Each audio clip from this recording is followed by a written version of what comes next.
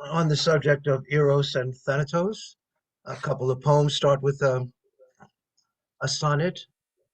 Greece, Giathos, 1972. We lay naked on a dark isle of caresses as the moon rose with luminescence, filling the horizon of the Mediterranean like a giant globe of phosphorescence.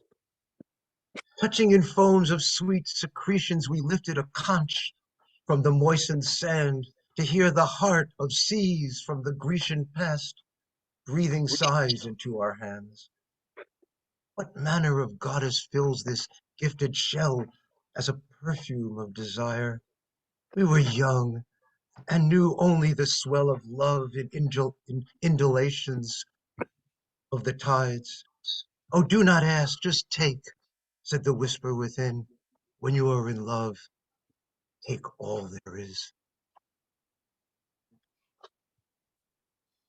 A micro poem, simple love poem. Needless to say, we love, but oh, the one to say it. Needless to say, we love, but oh, the one to say it.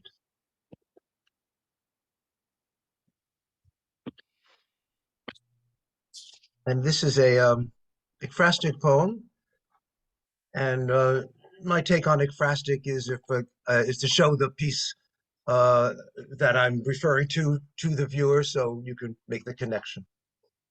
This is from a painting, the Bronzino painting of Venus, Cupid, Folly, and Time. It's called a pinup poster above the bar.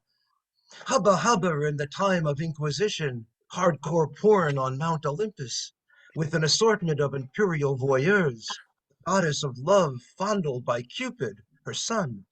She holds an apple which symbolizes something or other, as the seedy-eyed bald god of time pulls the curtain, and nobody knows what the fuck this is about other than the obvious. Myths are carefully crafted perversions.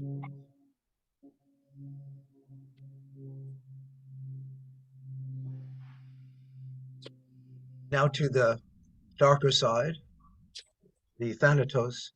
This is an ekphrastic poem about this particular statue, which is in a cemetery in Washington, D.C.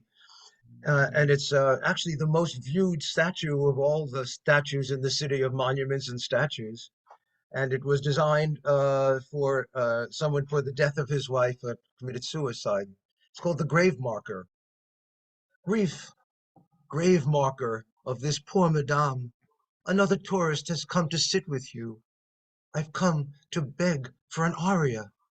Your silence has been cruel to me. I have lost many loved ones and have come to hear your voice.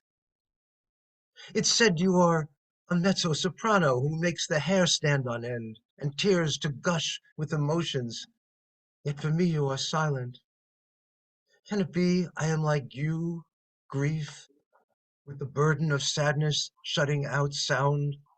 I hear no heartbeat within you. You are breathing with the stillness of fog.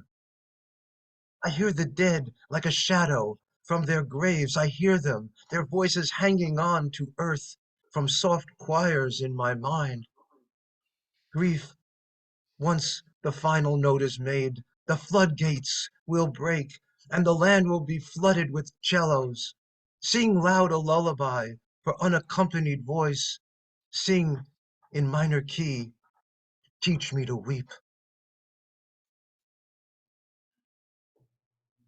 And I'll end with this is from a painting of Arnold Backlund, who did quite a few of these Island of the Deads.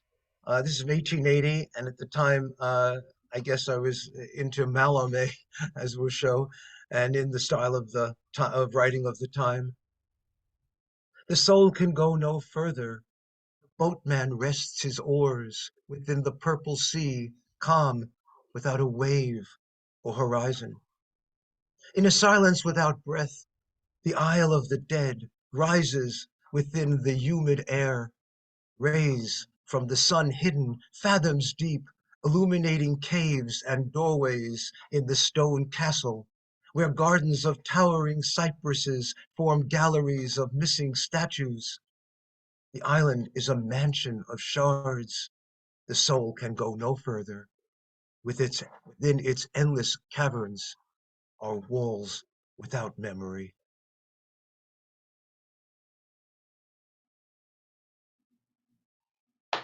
Thank you. Thanks a million, Mark. Thank you. And as always, I